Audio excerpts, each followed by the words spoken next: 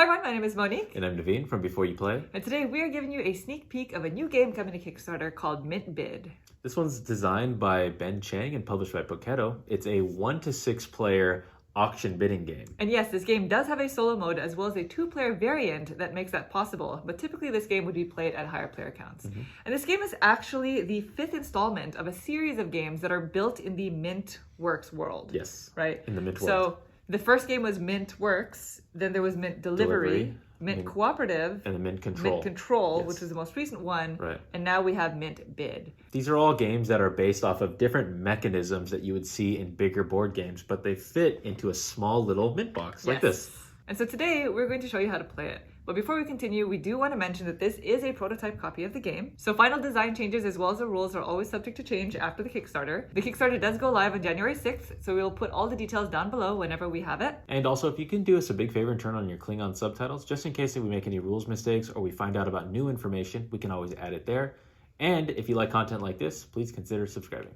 Without further ado, we are going to get started. So if you would please direct your attention to the center of the table, we are all set up here for a 3-player game of Mint Bid, as you can see by our colored meeples. You may notice a few things on the table. We have our mints here, which are used in different ways in the other Mint games. In this version of the game, this is used as our currency. Yes. The difference between the white and the red is just denominations of mints. These are 5 mints worth. Just a heads up, these meeples, they don't come with the game. We are using them to represent the different players that are going to be auctioning and bidding. And off to the side over here, which is probably the most important part of the components, are the different locations that we're going to be using to build our city. Because in this game, we are playing as leaders of Mintopia. And Mintopia is a city that all of the entire Mint series has been built upon. In this version of the game, we are going to be building up our city by means of auctioning off different locations and building types, and by playing them in between pairs of players. Yes. So this is slightly cooperative, but we will still have a winner at the end of the game.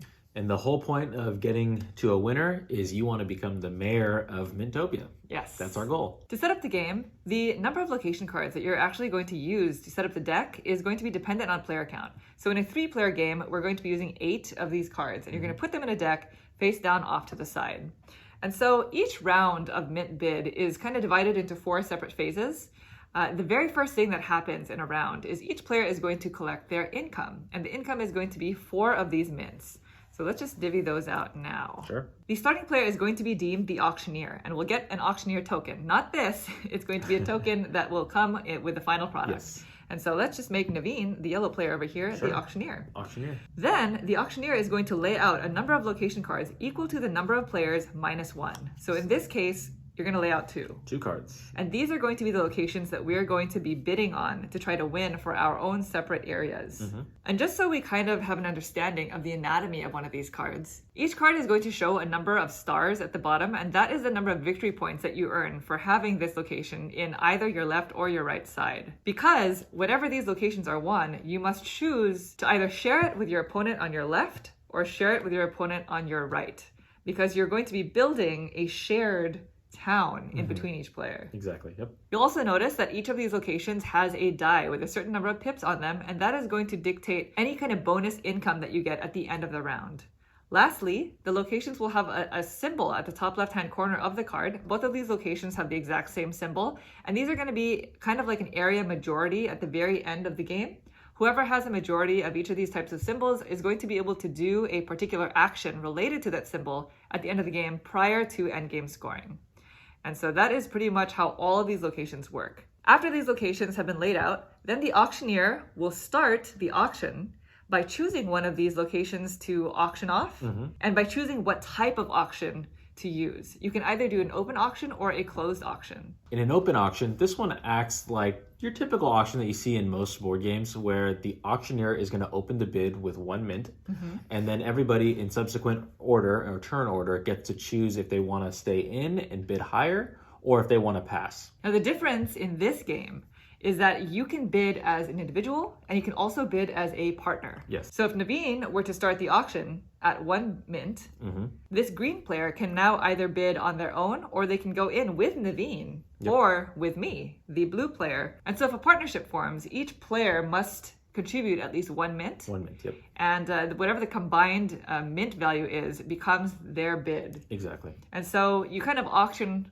around and around like this until everybody has withdrawn. And so withdrawing from the round means that you don't want to be in anymore. Yep. Or you're priced out. Or you get priced out and you're forced to withdraw because you just don't have enough mints between you and the opponents to your left and right. Yep. Or people don't want to participate with you. Exactly. So let's say, for example, Naveen auctioned this off. Okay, this one's up for bid. And I, as well as person green over here, won this location by bidding a total of 4 mints, 2 each. We would pay them to the supply. And then because we won as a partnership, this location gets placed in between us.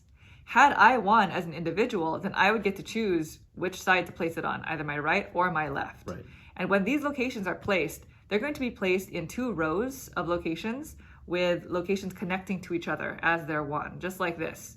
So you can have up to 2 rows. And so eventually it may look something like this. And the color of the mints don't have to match. It's just better if they do, because at the end of the game, you're going to get additional points for each of those matching mints. Right. And also, each row can have any number of location cards extending outwards. You just can only have a maximum of 2 rows. Now, if you don't want to have an open auction, you can choose to host a closed auction.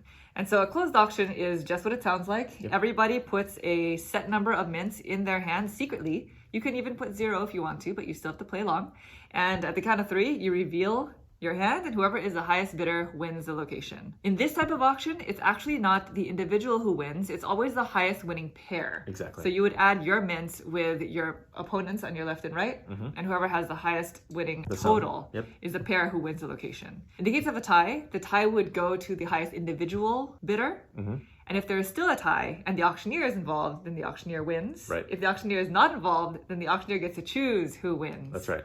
So there's kind of like a whole pathway of tie breaking for the closed auction. After the auctioneer has finished auctioning off their building, then they're going to pass the auctioneer token to the player to their left, and now that player becomes the new auctioneer. The round continues like this until all of the buildings have been auctioned off, and then that phase will end, and we'll go into the last part of the round, which is earning additional mints. And so for this part of the round, you're actually going to roll this die. And for every location that you have on your left and right of you that has that numbered pips on him, so for example, I rolled a 2 and the wholesaler has a die that's showing 2, then you get 1 mint for each one of those locations. Exactly. And so this is just a nice way to earn additional mints for bidding power. Right. And afterwards, you start a new round. The game ends once all of the location cards have been completely auctioned off, and that is typically about 4 rounds. Yeah. And so at the very end of the game, the table might look a little something like this. And so before you actually go into final scoring, the first thing that has to happen is each player counts all of the different symbols that are at the upper left-hand corner of each of their locations. And starting with the deed symbol, whoever has the majority in that symbol gets to do an action. And this must be an outright majority. If players tie, then nobody gets to do these actions. The deed symbol allows the winning player to take one of the location cards that are not in the game and just place it in one of their cities. Just add it, yep. The player with the most utility symbols, which is like this little screwdriver here, may take a location from one of their cities and basically move it to a different part of the same city. So you couldn't take like this card and move it over here, but you could take it and move it over here. For that additional mint point. The production symbol, which is like this little gear here, allows the winning player to rotate a location 180 degrees. And so that is also useful for those mint linking bonuses. And lastly, the player who scores a majority in the culture symbol, which is like this leaf here, gets 1 additional point on top of the one that everybody's already going to score for having these matching mint symbols. So now basically these matching mint symbols are worth 2 points to them. Yep. Once that's done, then you actually go into final scoring. Players count up all of the stars on all of the locations on their left and their right city. You're not going to be choosing one city. You're going to be adding up both. Right. In addition, you add up 1 point for each of the matching mint symbols on their locations. Unless you have that culture symbol, then you get 2 per.